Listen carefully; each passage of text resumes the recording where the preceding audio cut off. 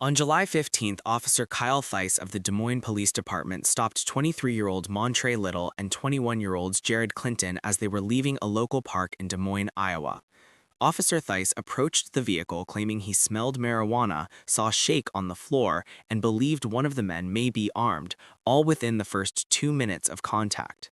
The interaction that followed was captured on camera. What's going on, guys? Not much. What's up? How you doing, officer? Is this your car? Well, it's a rental right now. My car's in the shop. Okay. Did something break down? Yes, sir. Gotcha. You guys just came from over at the park, right? Yeah, we just hanging out. That's it? Well, that's what we doing. Is this your car? I just told you my car's in the shop, officer. This is a rental. Okay.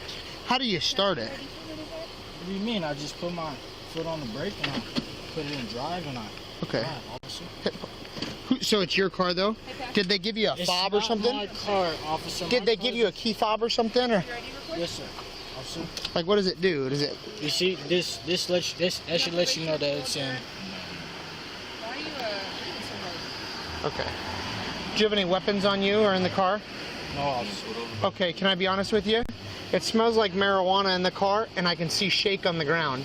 And your buddy's giving me the idea that maybe he's got a gun. You know what I mean? Like, that's what I think. How? I don't know. Just the way. I mean, just the way you're holding yourself, man. Like, that's why we're nervous, man. That's it. I mean, if you're scared because you got a little bit of weed, that'll be one thing. Officer, Okay. there's no weed. Okay. There's no shake on the floor. Okay. So there's no shake on the floor. Officer. Okay. All right. And you don't have any weapons on you, you said? Officer, that is correct. Okay. Do you have your ID on you? Why don't you like getting pulled over by the police? My brother's been pulled over multiple times for doing that for me. I live in Des Moines, I go to work. I don't like doing it. In under 2 minutes, Officer Theis has moved from "what's going on, guys" to claiming marijuana odor, visible drug residue, and a concealed weapon, none of which he has confirmed. The Fourth Amendment, as interpreted by the Supreme Court in Terry v. Ohio, decided in 1968, requires that an officer possess specific and articulable facts before seizing a person or expanding the scope of a stop. Officer Theis then admits on camera, "just the way you're holding yourself, man, that's why we're nervous," which is not a specific articulable fact, that is a hunch. He then walks back his own claim about shake on the floor before asking Mr. Little to step out. Nothing he observed rose to the level of reasonable suspicion required to justify the expansion of this stop.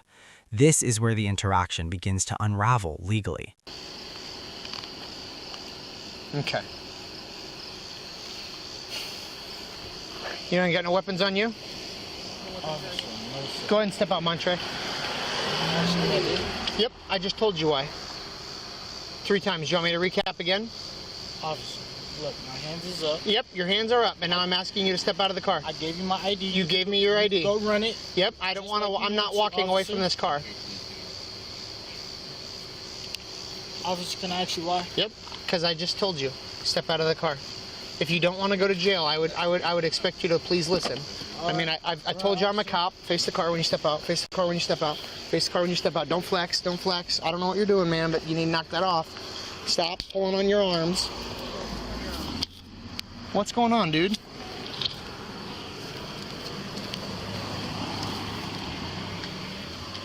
Where are you trying to? What are you doing, dude? Officer, I'm not doing nothing to you. Okay. Well, you're making me think something funny's going on, man. Come on, man.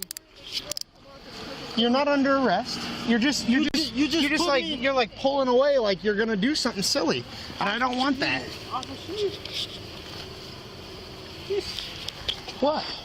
Nothing. I what? I'm not even gonna. Okay. Well, you're not under arrest, man. We're just trying to figure out what's going on. Okay, sure. Okay, so slide over here. I mean, your heart is thumping, dude. Like you're beating. Officer, please don't. Don't what? Have a seat. Okay. Have a seat. I think that your buddy has a gun, so I need you to step in the car. You think my Step buddy has a gun? He's acting funny. Step in the car, please. Officer, If you don't step in the car, you're going to jail for sure. Okay, that's So fine, step in the officer. car. So step in the car. Listen. I don't please, want. officer, I'm done listening. I just told you. I think that your buddy has a gun. Now knock it off.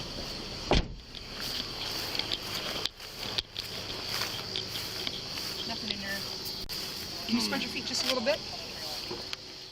Mr. Little did everything right here. He kept his hands visible, he identified himself, he verbally communicated his compliance, and he was still physically handled during an exit from a vehicle while not under arrest.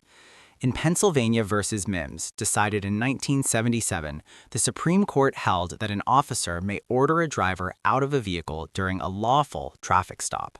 The critical word is lawful. As we established, the basis for the stop has not been clearly articulated on camera, and the reason for the stop was never made public. Officer Theis tells Mr. Little, if you don't want to go to jail, I would expect you to please listen, which is a coercive threat issued to a man who was not under arrest and against whom no crime had been confirmed. Threatening arrest to compel compliance absent actual legal authority is a textbook Fourth Amendment problem. How old are you, Montre? You supposed to be. March 25th, 1995. You supposed to be drinking in the park there? Officer, officer, that's just in there, okay? There was no gun, there was no weapon to harm you, officer. We didn't do anything wrong. We stopped at the stoplight. We pulled over when you pulled over. I did everything you asked me to, officer. You thought there was a weapon. There's no weapon. We wasn't doing anything wrong, officer. I'm not sure why you pulled me over. At your rental, everything is fine. There was no breaking tail light or nothing, officer. I did nothing wrong with you. Okay. He's gone for the night. You might try calling a cell phone. Copy, thank you.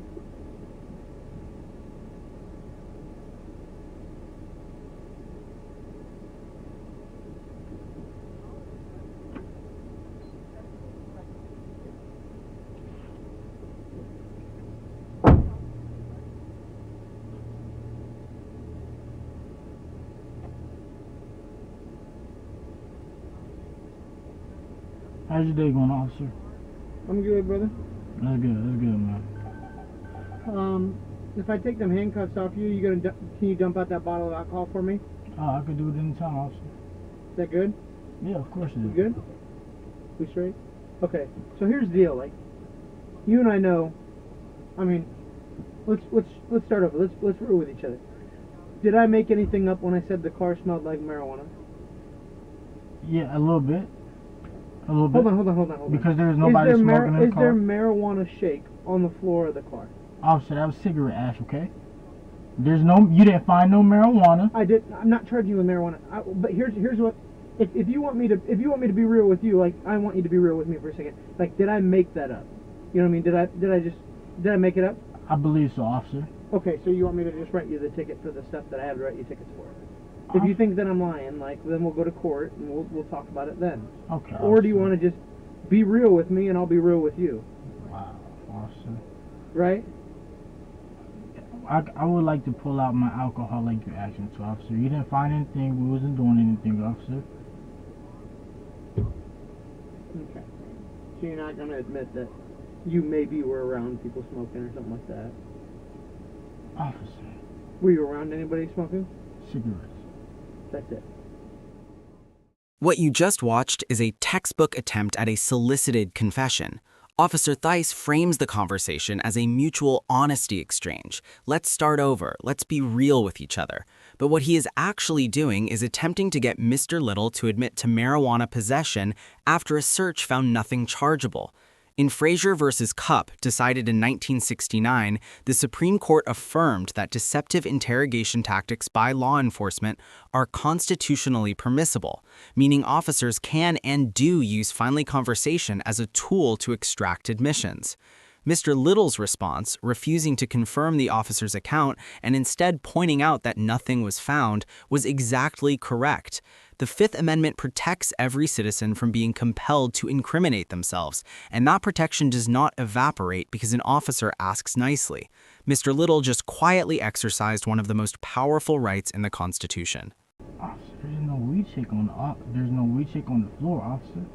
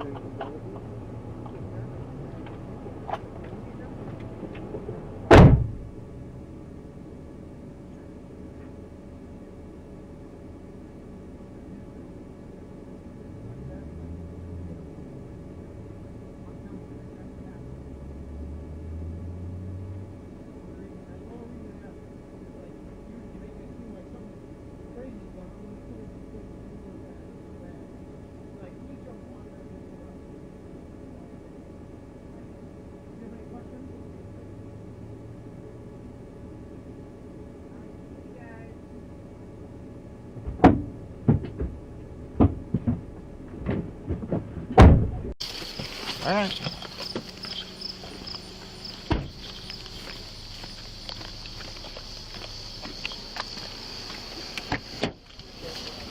Step out.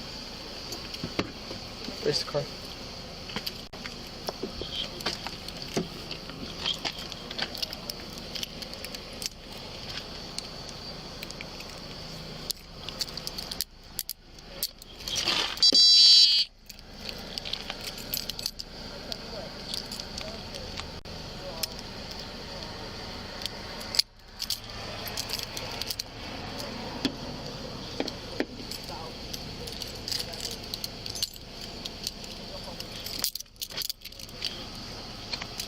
Go ahead and go grab it.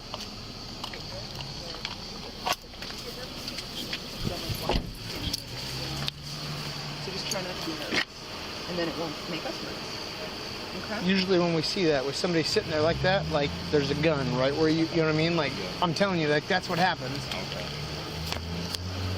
That's the only reason. That's the only reason that happened is because like you were just making it seem like something crazy is going on when it could have just been something little as that or like a bag or something. Like we jump automatically to what? Yeah, I already know. Do you have any questions? Officer Theis just described his entire probable cause theory in one sentence. Someone was sitting in a way that made him think there might be a gun. That is the sum total of it. In Illinois versus Wardlow, decided in 2000, the Supreme Court held that unprovoked flight from police in a high-crime area can contribute to reasonable suspicion. But sitting still in a parked rental car near a park is not flight, it is existence. An officer's subjective interpretation of how a person holds their body with no corroborating factors does not meet the standard the Fourth Amendment demands. This admission on body camera is precisely why Mr. Little and Mr. Clinton's subsequent lawsuits succeeded. Officer Kyle Theis gets an F. From the moment he approached that vehicle, he was building a case from assumptions. A marijuana smell he later walked back, shake on the floor that turned out to be cigarette ash, and a gun suspicion based entirely on how a man was sitting. None of those observations met the standard of specific and articulable facts required under Terry versus Ohio. He then used a jail threat to compel a non-arrested man to exit a vehicle, physically grabbed Mr. Little during that exit, and followed it all up by attempting to solicit a confession through a fake "let's be real" conversation, a tactic the Supreme Court blessed in Frazier versus Cupp, but that citizens have every right to see through and refuse.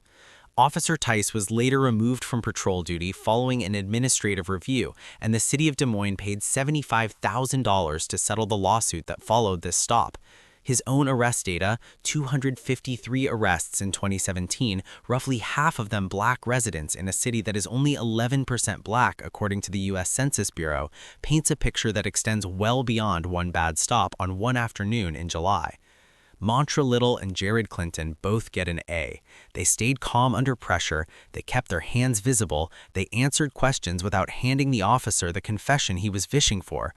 Mr. Little in particular demonstrated genuine legal instinct, refusing to validate the officer's marijuana narrative when nothing was found, invoking his right to stay in the vehicle, and clearly articulating on camera that no violation had occurred. They then took the correct next step and filed a lawsuit with the Iowa Citizens for Community Improvement, ultimately winning a settlement. They did everything right in the moment and everything right afterward. Let us know if there is an interaction or legal topic you would like us to discuss in the comments below. Thank you for watching, and don't forget to subscribe to the Legal Audit for police accountability analysis.